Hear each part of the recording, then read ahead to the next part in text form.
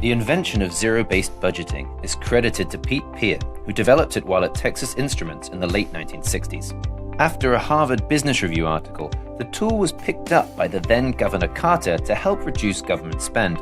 In recent years, zero-based budgeting is seeing a renewed interest, with large press coverage from some high-profile applications. So how is zero-based budgeting different from more traditional budgeting? In traditional budgeting, managers only evaluate changes from one period to the next. So, if you run the local coffee shop and are establishing the budget for next year, you would start with the last year's budget and make changes you know of for, say, the increase in wages or maybe the decreased price in coffee beans. This form of budgeting focuses on cost areas with variances to the plan and in certain situations can be quick and sufficient.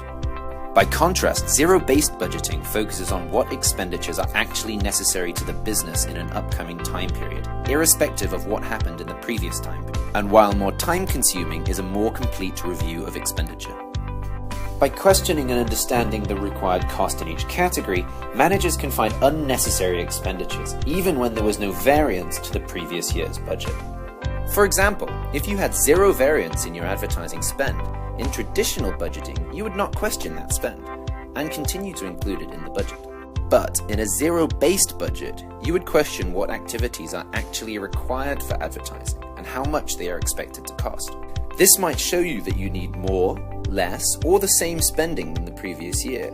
But by starting from zero, the fact that you had no variance to last year is irrelevant. Zero-based budgeting is a beneficial tool, but also has some limitations. In the upcoming videos, we'll share our perspective on some of the criticisms of zero-based budgeting and how to make the most of the concept.